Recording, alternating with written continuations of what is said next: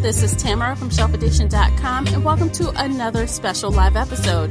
We're here live today reviewing and recapping the latest episode of The Walking Dead Season 8. Whether you're listening live via Shelf Addiction or Spreaker, leave us a comment. We would love to hear your thoughts on last night's episode. If you enjoy live episodes, go ahead and share this on Twitter right now. Show your support by rating the podcast and leaving a positive review on Apple Podcast or your listening app of choice. Joining me today is PCS co-host, fellow TV junkie, and indie author Lisa Orban. If you're listening to this episode after we're off the air, you can still leave a comment. You can also find me on Twitter at Shelf Addiction. You can also find Lisa on Twitter at Lisa Orban Author. If you'd like to email in feedback or questions, feel free to reach out to me at info@shelfaddiction.com or leave an internet voice message via SpeakPipe. The link is below in the show notes. Hey Lisa, happy Monday. Hey Tamara, how are you today? I'm doing pretty good. I am doing better this Monday than a lot of other Mondays because I really liked last night's episode. I enjoyed it a lot. It was interesting, and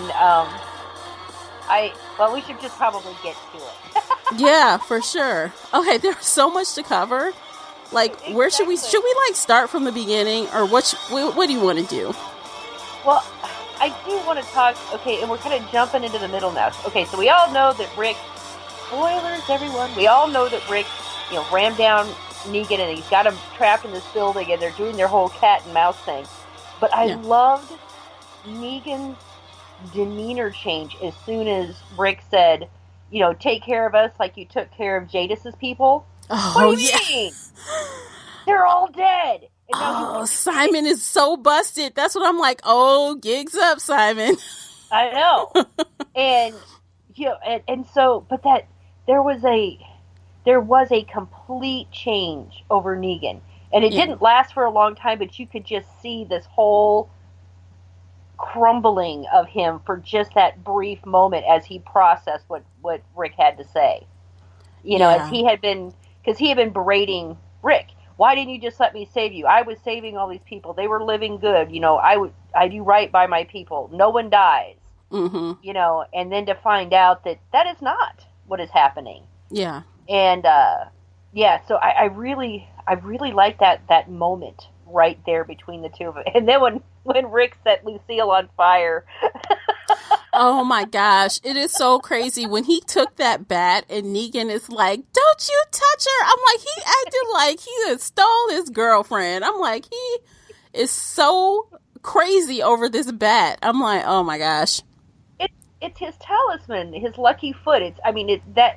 He has derived a lot of his power from that bat. Yeah. And so he has a lot invested in it, and when he couldn't find it, you could see he was panicking. I mean, it's like, a nun losing her rosary. Yeah, I mean, but didn't that bat also come from his deceased wife as well, or something like that? She had gotten it for him, yes, and there was also the connection. I mean, he was before the apocalypse, he was a high school gym teacher. Mm-hmm. So there is this continuity between this bat and him. Yes, I guess he does feel like some kind of way about it, but I mean, the way he flipped out was hilarious to me. I just burst out laughing. I couldn't even help it. I did too. I'm like, I was laughing. That whole scene, I wanted so bad. And it's like, I kind of feel like the show dangled the bait, but it was like bait that I knew we would not get. Like, I wanted Rick to kill him so bad. I wanted it. But I knew it wouldn't happen because it wasn't the finale. Mm-hmm. It's like, that scene when Rick threw the axe at him and he dropped down and he's holding on, and I'm thinking, and Rick's running up the stairs. I'm like, I'm screaming at my TV, you better kill him! You better try and kill him! Yeah. Which of course makes me a wonderful person. That's how I felt though. And I'm like, I'm thinking the whole time, this is your chance to bash him in the head with the axe. But instead he goes for his hands and of course he lets go. I'm like, Rick, you could have gotten him in the head while he was hanging on. Like, well, he didn't even have to reach down. I mean, he obviously has some pretty good aim with that axe from that distance. He could chop right into the head. Yeah. That's what I would have done. For sure. And then so they're down there, and it's all fire and guts. And it's so hilarious to me how Negan's like, Rick is not playing around. He's trying to smash him with the bat. He's doing all this stuff. And Negan's like, what are you, a psychopath? You're going to kill us both. Yeah. And Rick's like, I'm okay with that as long as you go first. Whatever. Right. I'm going to kill you. It's the best. Yeah. And you can see that Negan was very off balance. You know, between the loss of his bat and how things went down, between, this whole little scene thing, him falling down, losing the bat, then finding out that Simon had killed all of Jadis's people, and then to have his bat set on fire. It was this very, you could see it was very psychologically damaging moment for Negan. Because a lot of this, his power, where he thinks he has power, is literally being stripped away from him one item at a time. Yeah, I mean, his world is crumbling. I mean, so he finds out people have lied to him. Things are happening. But, I mean, if he thinks he's, needs his, what pants now, you wait till Jadis gets her hands on you. Oh, I don't, that last scene. Yeah, I know. There's a lot of speculation on what she's going to do with them. Try and make a deal with the saviors, or turn them over to Rick, or simply take him off the woods somewhere to torture, because that is completely within her venue right there. Yeah. She could take him back to the junkyard and put him in the cargo container and just leave him there to rot. It's hard to say. I would not feel bad at this point if it was her that killed Negan and not Rick. No, I mean, at this point, I feel like Negan gets what he deserves, and it's time for him to die. I don't care by whose hand at this point. Just somebody needs to kill him. Yeah. Oh, yeah. And, and I really like this. Oh, and we need to talk about the record lady. Yeah. Frankie? Was that her name? I do believe so. I can't remember. I don't know. She's different. Yes. Okay. But I was so happy. Yeah. So to switch gears. So this clean looking woman, she even had a little bit of makeup on. I know. She's rolling up. Glasses. Yeah, her glasses. She's rolling up looking like, hey, I need some records, but don't give me any spoken word, because that's just not what I'm looking for. But I'll trade you knowledge. And she's like, what? Knowledge? But I like it. But, on a side note, you guys, we don't read the comic books here. But I did hear a spoiler where people are predicting where she and her two friends are from. Okay, and that is? The Commonwealth. Apparently, it's this group where it's a large group of them. And apparently, to me, that makes sense. It's like a huge group of people, like thousands of people. And that makes sense to me because the way she just willingly gave Maggie that food, I mean, she just gave it away. She's got a lot more of something else elsewhere. Yeah. So the whole thing was a test. Yeah. I mean, it wasn't, would they bring records? Would they bring food? Would they be released? There was, the whole thing was a test. And Maggie passed. She gave him said, we'll give you the records and this, that, and the other. And then that's when she said, okay, I'll give you the food. Yeah. I have a feeling that if they had taken all the food and dumped them out back into the, wilderness, there would have been repercussions. Yeah, but two things though. So one, I'm not sure that the test included giving the food. I think the food was like a backup plan, like plan B, because she kind of noted like, wow, now that I see how bad you guys are off, here's the food. I don't think the intent was originally to give the food. They were just going to give the book of knowledge, right? The stuff. But she, I think, realized that there was some potential there after Maggie did the right thing. But what she did by the skin of her teeth, only thanks to Michonne, like the voice of reason. Because, and And Maggie really has been going back and forth between wanting to do the right thing and trying to be pragmatic. And pragmatic is, you know, it's not a bad thing, but at the same time, you have to have. I don't want to see Maggie go down the road that Rick did when they were at the prison. When he went, no, I don't want any more new people. Nobody knew this, that, and the other. No, no, no.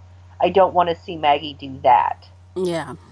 And it's hard, though. I mean, I get it because, you know, there's this ongoing conversation about, well, you know, Carl helped people and he died, you know. And even Enid kind of feels that way. I think she was, you know, causing her little hissy fit because of that, really. Right. And it's still the balance, though. It's like Michonne said, yes, he wants us to, you know, survive to see the other side of this and grow after this, but he doesn't want us to lay down. Like, we, you know, there's a balance. You don't want to be stupid, right? You need to protect yourself. You need to fight for what's yours.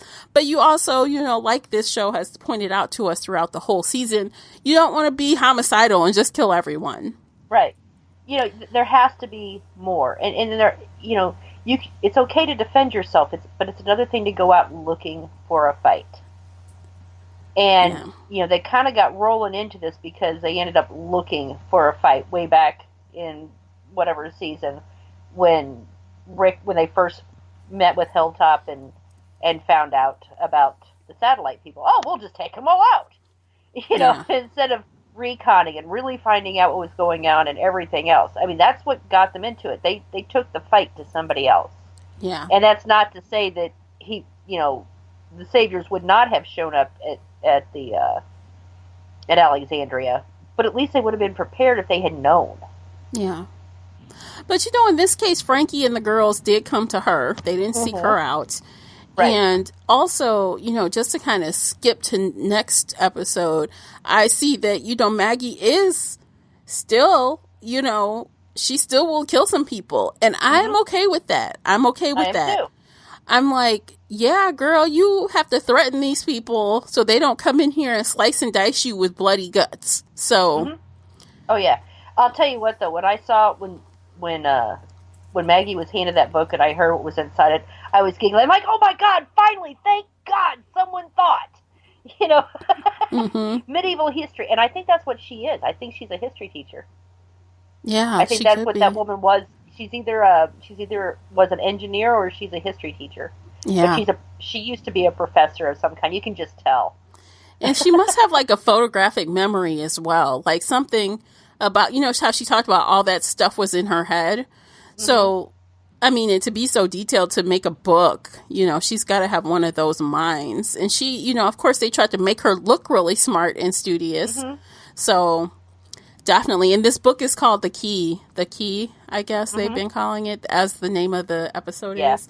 Yeah. And I'm really curious to see, like, what happens from here. Like, honestly, this episode was so good to me. Like, we are continuing on this different path for this show. It's feeling different since last episode.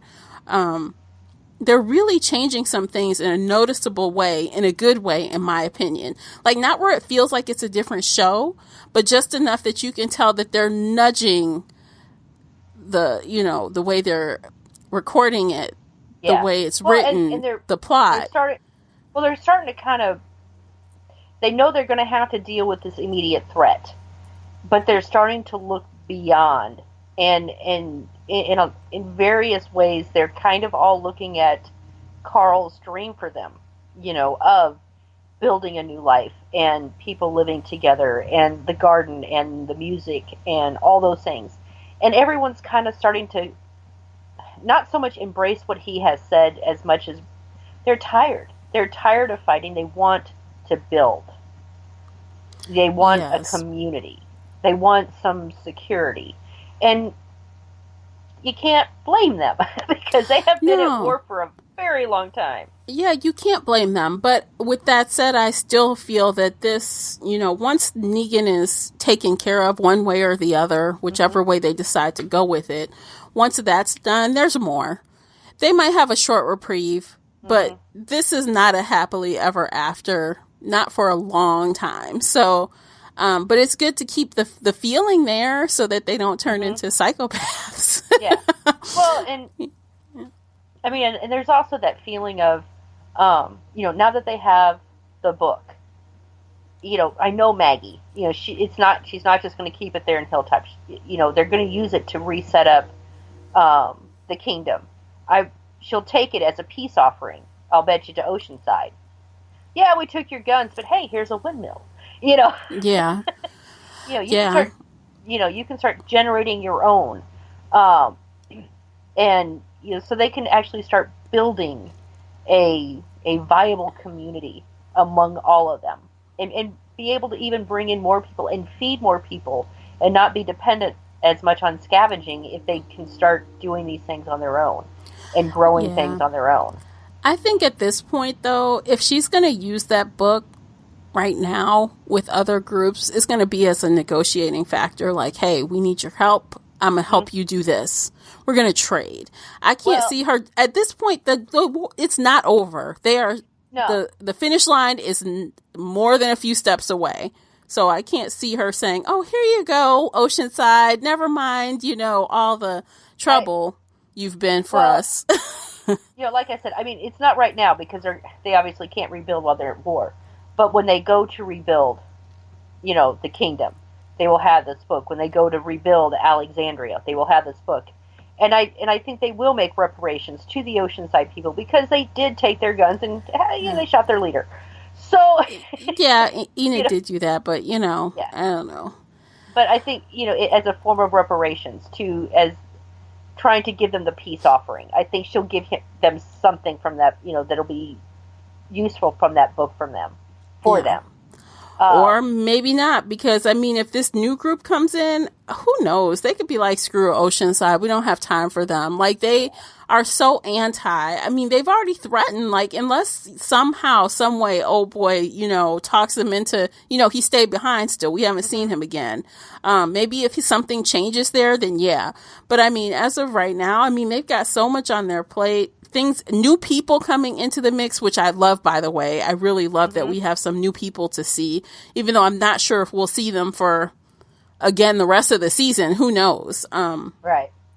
Although, I am kind of missing the king. We haven't really seen him. We haven't. And I thought about that, too. I'm like, wow, so everyone's at, Hilltop, but where is Ezekiel? Right, because I mean, he was there with Morgan and with Carol. Yeah. And so we know that he came back, but we haven't seen him. Now, he could be out with the scouts, or who knows, but we have not seen him, and that's kind of a little foreboding to me. Mm-hmm. Mm-hmm. I hope. But for him, I think that's a good thing, because I feel like when you get too much screen time, that means you're about to die.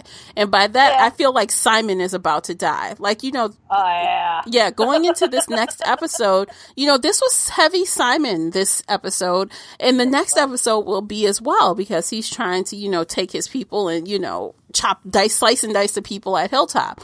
But I think this is the perfect storm for Simon to die. You've gotten too much screen time. Your time's up. Well, and, and I could see Dwight, and he's been weighing this, is he serious? Can I trust him? He is fairly crazy, but when he heard Simon kept saying, no, we're just going to gather up our people and we're going to go home. We're going to leave. And that's when, finally Dwight went, okay, flicked the cigarette and said, let's do it. That's my answer. Yeah. But as soon as Simon got back, Hilltop! We're going to go get Hilltop! And you can just see Dwight going, wait a minute! Look! We're leaving! You are right. Like, his face, oh my God, Dwight's face was like, I did not sign up for this. What is he doing? Like, no! Because you could see, I think that was the final consideration, because, he's not with Negan anymore, but you can see he didn't really trust Simon, because, he's met Simon. We've all met Simon. But when Simon kept saying, no, I just want to gather up our people. I want us to leave, move on to greener pastures, make new alliances, get rid of all of this. We're done here. And I could see Dwight going, oh, okay. Hey, we could just get completely out of this fight altogether. All right, I'm with you. And as soon as they were back to the people, we're on the hilltop. You're the leader, and Simon's like, and poor Dwight's like, what? Yeah, I didn't believe Simon. I felt he was just pulling Dwight's chains, like trying to get him to do what he wanted him to do. I'm like, because they both want Negan gone, but for very different reasons. Like, Dwight wants him dead because of what he did to him, and he doesn't like what he's doing. But Simon just wants to be the man in charge. Simon wants to be in charge. He wants to do what he wants to do. So they have like different motivations, and that's why it's like, goodbye, Simon. You're done. I feel like you're done. Maybe next episode. Yeah. I did, but like I said, I did find it interesting. And you can see Dwight, man, he is really looking more and more like a whip puppy every day. Oh, doesn't he look all ragged? And like, at least Simon looks like he eats food.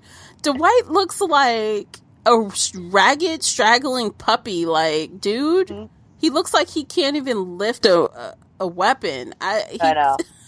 I don't understand. He was shot. We'll have to give him that. He was shot. But I think part of it is, he really has lost his will to live. Legitimately. He is just, at this point, trying to see it through to get, the Alexandria and the Hilltop people, Rick's group, through this mess. And as soon as Negan is no longer a threat, I think Simon's just going to give up. I really do. I don't think there's anything underhanded about him anymore. I think he's just tired. He wants, and he just wants Negan to be gone. Yeah. I honestly, it wouldn't surprise me entirely if for some reason Dwight didn't make it out the season, but I would love to see him make it through the finale, like into the finale. Mm-hmm. Yeah. I think he's earned that much. Don't you think? I think he's earned that much. Yeah. And he has apologized. And, he really is trying to do the best he can. And we all know, too, that he's not the brightest bulb in the box. His wife even, when she was still there, she basically patted him on the head and said, we all know you're dumb, but you're loyal. Yeah. So it's hard. This has been really hard on him, trying to outthink everyone else over there with the Savior group to get that help that needs to Rick. Mm-hmm.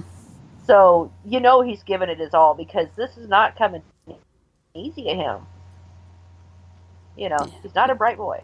No, not at all. Not at all.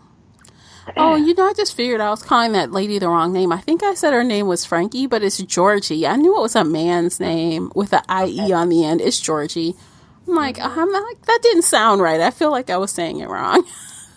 Well, and we also know we have the intellectual equal of Dwight in the twins that she had with her. Oh, my gosh. Made up words like moist.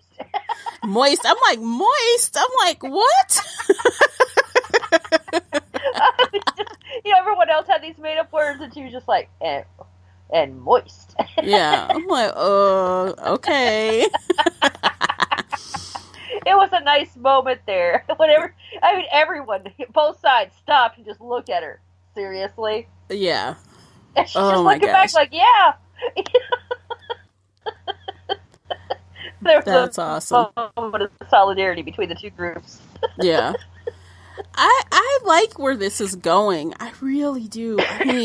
After that, that lackluster return, at least for me anyway, I really wasn't feeling that first episode back. I know. I liked it. Yeah, but I like this better. I like these better. Mm-hmm.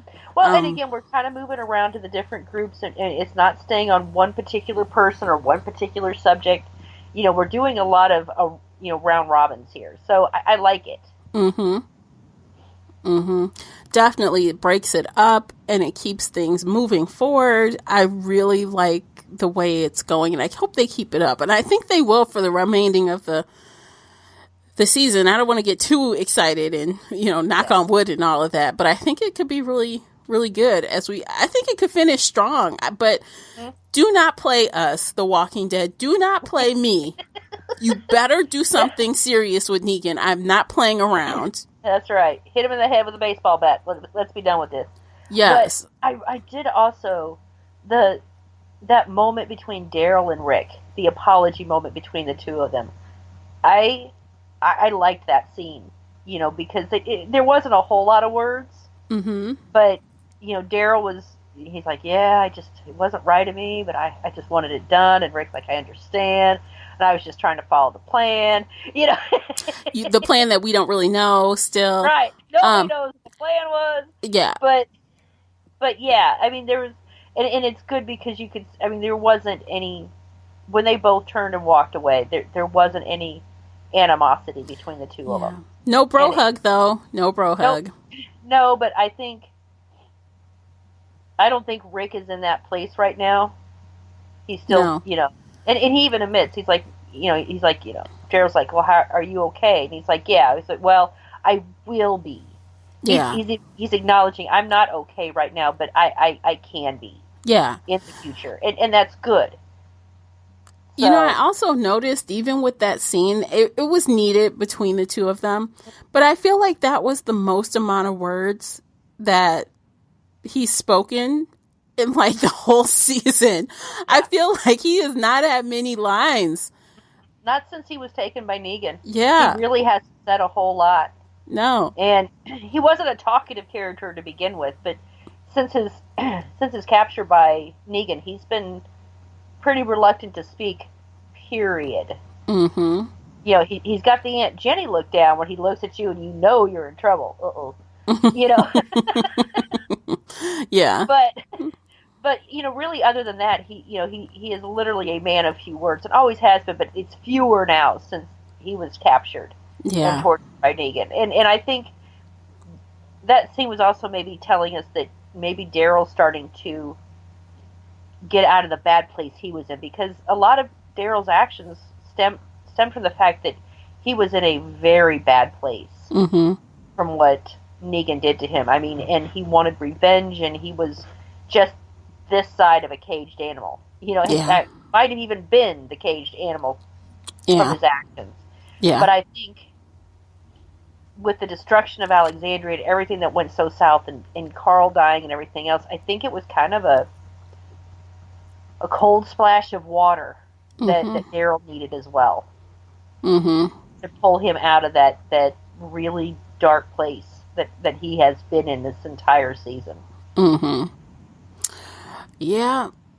Well, speaking of plans, I thought it was kind of funny how, Rick is standing by his car. He's got his radio, and someone says, "Hey, don't engage. Don't do." And I'm like, "Oh no, Rick's gone rogue." He's like, "Bump that plan. I'm doing what I want to do." Yep. Well, and I think I kind of, because Rick did make the comment to Negan, your boys should have been here by now. Mm-hmm. They've had plenty of time to track us down and track down the car. It's not like it would have been that hard to find. Yeah, but they didn't want to. Yeah. Yeah. And so, I think more, I think there is Negan he is reaching a low point, and then to wake up in the car with Jadis. Oh, crap. With her pointing a gun in his face, I'm like, OMG. Yeah. That was priceless. Oh, I know. You just look at it, he's like, oh, crap. Yeah. And in a way, I think he should actually be a little more afraid of Jadis than he is of Rick. But the thing is, now he knows why he should be afraid of her. He probably wouldn't have if Rick hadn't let that slip. So now I'm sure he is afraid. Like, oh no. Yeah. Oh yeah. And and Jadis has always been colder anyway. The fact is that she's lost her people. She's lost everything. She has nothing to lose. Rick still has things he can lose. Mm-hmm. Jadis has nothing. And there is nothing more dangerous than a person who has nothing to lose. Ain't that the truth? I mean, they'll take risk that no one else will, because why not? Why not? Exactly. Yeah. She's lost her people. She's lost everything that she's built up. And she's dangerous. She was dangerous before. She's probably unhinged by now. I wonder if she'll go back to speaking in that previous way, or if she's over that and she'll be talking like normal. I don't know. That everyone's been kind of wondering that. I mean, and all she said was 2 words: "Shut up." Yes. So I mean, you know, you can't really base a lot on "shut up." You can't. You can't tell anything from "shut up" at all. So, what do you think? She's going to try and do something with the Saviors? Maybe trade him for Simon? I feel like she is going to try. I think you were originally on the right path when she was going to try to torture Negan or something. Uh-huh. But he probably will try to, smooth talk her. Oh, that wasn't my idea. He crossed me, blah, blah, blah. So maybe he will try to barter Simon's life, but I'm not sure she'll take the bait. Maybe. Yeah. But maybe not. I don't know. I just can't see her being that gullible after everything. So. Well, and she never has been gullible. She's just been mercenary. Yeah. Her entire personality is mercenary. So, even if she goes back to speaking regular English, I don't think that's going to change that base personality of the mercenary in her. No, but she doesn't need to put on that show anymore. She doesn't have her people to put that show on for. No, but I don't think it's going to make her any kinder. No, I don't think it will, and it shouldn't. I mean, what's happened to her happened to her. I mean, she had to puree all her people. I know. Oh, it's disgusting. But, that she can still use a verb and an adjective, though, Oh, yeah. And I kind of, I'm they didn't show the one kid the one that was with Morgan, the little kid that's creeping everybody out. I can't remember his name now. But I have a bad feeling that him and Enid might end up not together as a, future couple, but together as an, partners in crime at some point and just do something terribly stupid. Yeah, but I don't know. I feel like that was a turning point, and I think Michonne did a pretty good job of kind of backing Enid down. Not in a way that Enid, I mean, at the end of that episode, after they had that conversation, I feel like she wasn't as defiant, even though she might not agree. I just feel like Michonne did a good job kind of talking her off the ledge, so to speak. And she did, but I'm... depending on how this battle goes and who dies, and that's what's going to be that's going to be the deciding factor. Who dies? If Michonne dies, or Maggie dies, or Daryl dies, or Jesus, someone that she is close with. I think it's going to have a very bad effect on her, and I think she's just going to shuck off all the moral considerations and just go, everyone's dead. Yeah. Trust no one. Yeah.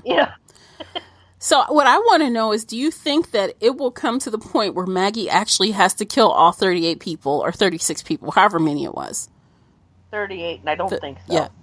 You don't think so? Do you think she'll kill some of them? Yes. Yes, she will. Yeah.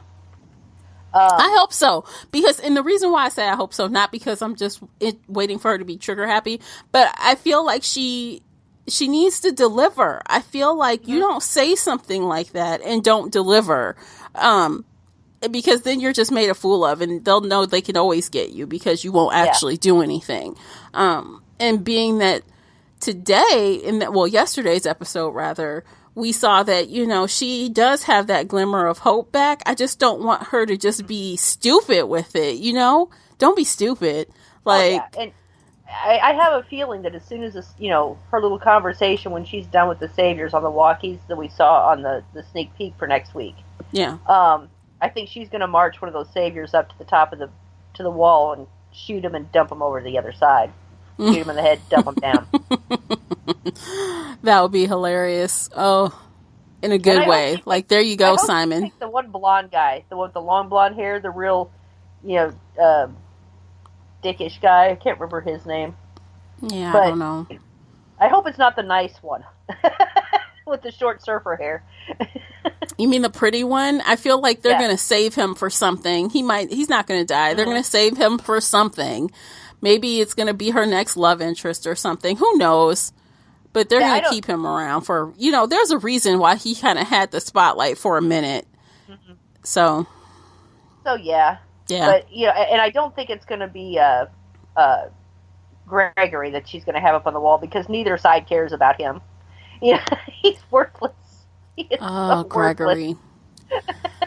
He just needs to just be caught up by some walkers and then just be eaten. That's what's going to happen. He's going to get the worst kind of death because he's such a coward he can't even fight. So I just had this image, and I know this is not how it's going to be, but the saviors launch launch a walker over the side of the building, and the head lands next to Gregory, and he freaks out so bad he trips and falls on it so he can bite him. I mean, it's just something that stupid, Yeah. It would be something stupid. You know what? That's the death he deserves. He does not deserve one of those serious, dignified deaths. He deserves a comical one, you idiot. Yeah. That's what you get.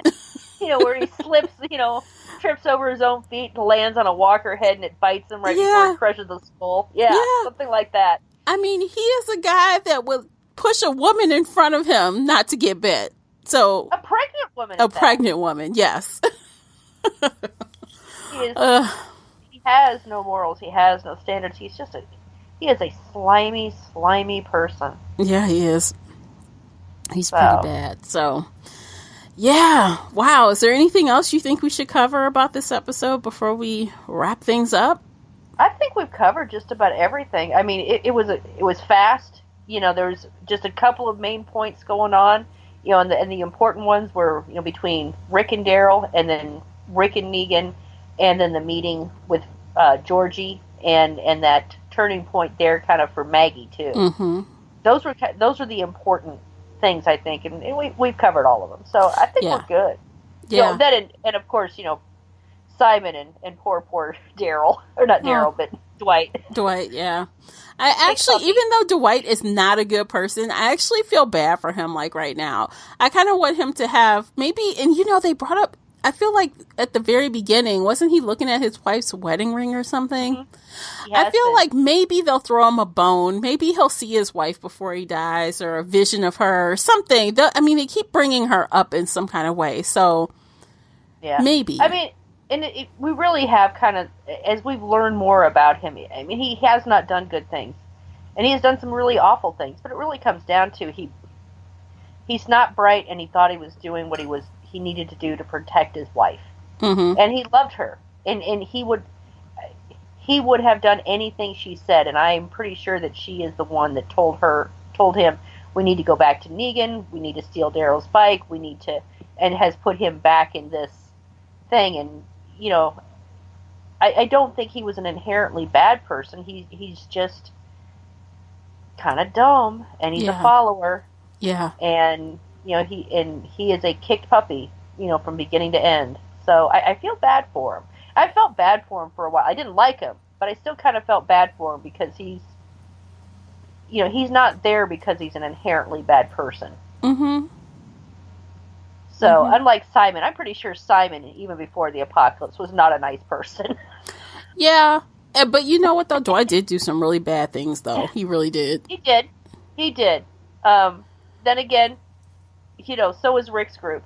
Yeah. And I'm not asking for forgiveness for Dwight. I'm just saying, I as a character, I feel bad for him because he is probably one of the most kicked puppy characters we've had. Yeah, and he definitely seems real, he's definitely, he's not that, in-your-face villain where it's so obvious that he's a villain or anything. People see him as kind of, he's humanized because of the stuff he's had, that's happened to him. Mm-hmm. He's just trying to make it, and that's it. There's no grand scheme for him. He doesn't have long-term plans. He's just trying to make it through the day. Yeah.